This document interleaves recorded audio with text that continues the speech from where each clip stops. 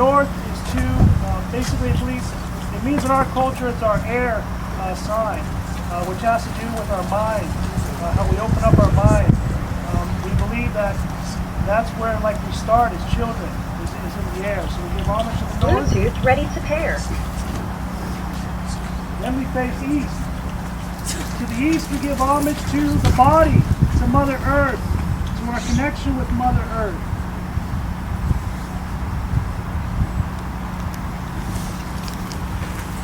Then to the south, we give homage to the fire, which is our spirit, our soul, how we connect with each other. In this, we do the circle of how we're growing in our lives. So this is what represents our time as we're an adult, as we're growing older. Then we give homage to the north, or to the west, to the window. The window, it signifies water.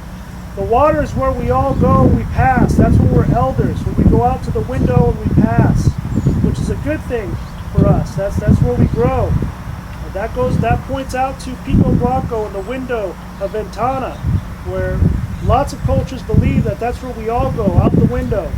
So we give homage to the water.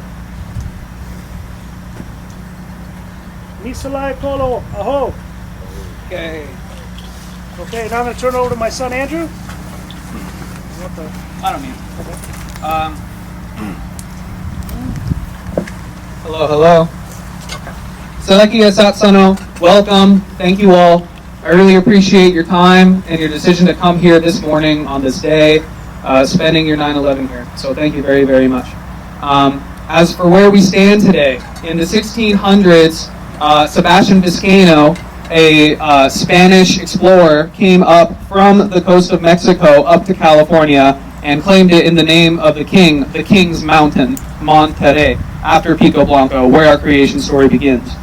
In 1770, some years later, or rather 170 years later, Junipero Serra, the statue right there, and along with Don Gaspar de Portora, came and claimed Monterrey and founded the mission system San Carlos, which was the first mission in California. So where we stand is where California was born.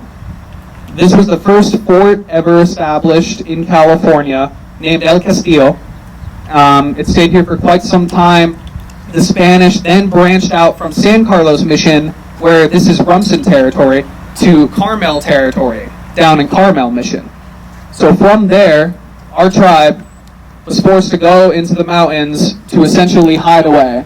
And the Spanish didn't dare go up into those mountains because they were deemed cursed, and you had to avoid that. So, in 1846, during the Mexican-American War, the United States claimed this land right here. On the front of that statue, it says, to commemorate the taking possession of Monterey by Commodore John Drake Sloat. And they essentially rolled in and took it just by force. So, ever since, this has been United States territory. That statue is exactly 31 feet tall, marking California as the 31st state. So this is quite literally where California was born. After it became an American territory, all colors of the rainbow, all walks of life, Portuguese, Argentinian, Mexican, Spanish, Japanese, Chinese, every branch came here to seek a better life. The spirit of the West, right? And here we find ourselves today. And some way, somehow, some of us call this home, others are from elsewhere, but we have right here where we stand to appreciate the fact that we live in California. And then, if not, welcome. So this is just such an important site. If you look here, you'll find pieces of midden and abalone scattered all throughout the course. And this is broken shell from a food shell that we would harvest from. So you can find that everywhere. So there are just remnants.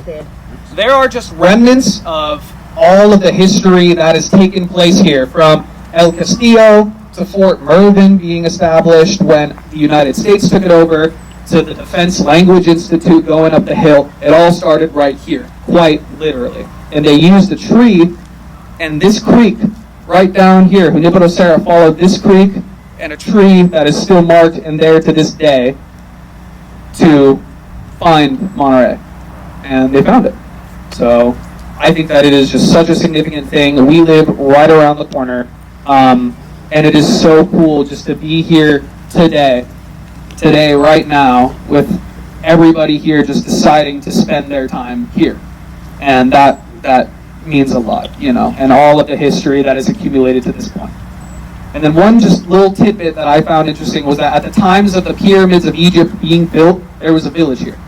600 generations worth of history happened on this coast. To give you some scope, the United States was founded 10 generations ago. So pretty significant.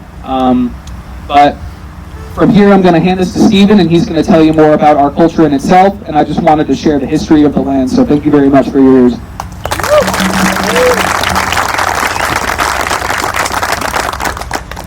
Thank you.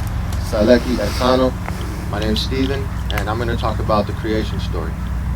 So in the beginning, there was nothing here. This was all water. This was covered in the Great Deluge. So if anybody knows about the Great Flood, the biblical flood that they talk about, the Noah, well, we didn't survive on a boat. We literally survived at Pico Blanco at the Great Flood. We literally clung on to the rocks.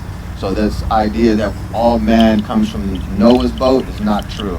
That we've debunked that with our own existence here in Monterey. After the Great Flood, during the Great Flood, the eagle and the hummingbird were atop of the rock, and the coyote was out at sea, swimming towards the top of the rock, so toward Pico Blanco. They helped him get up to the top, and they had to wait for the waters to reside. After the waters reside, he had to search for a woman. We have to repopulate this land. So he searches for his wife long and far, but he finds her near a river.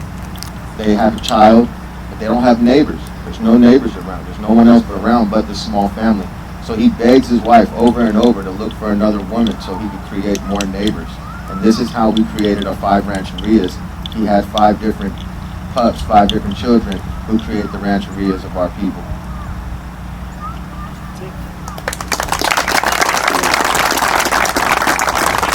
Okay, so with that, again, I just want to thank everybody for coming and listening to our story and our heritage here.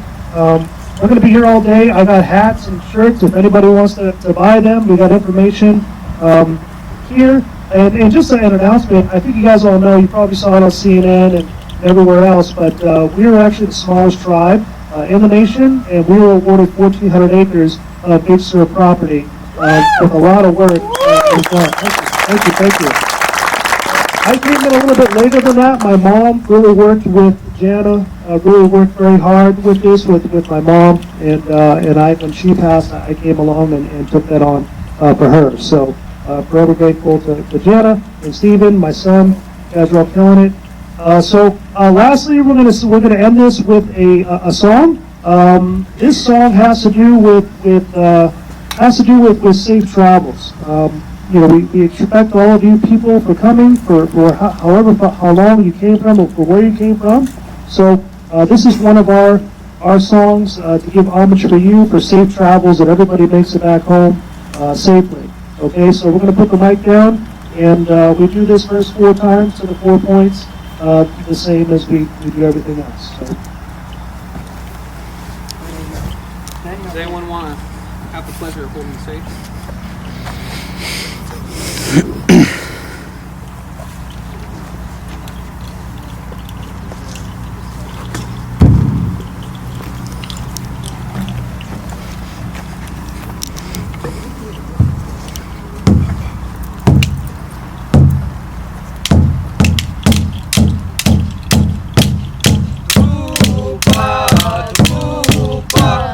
Wana,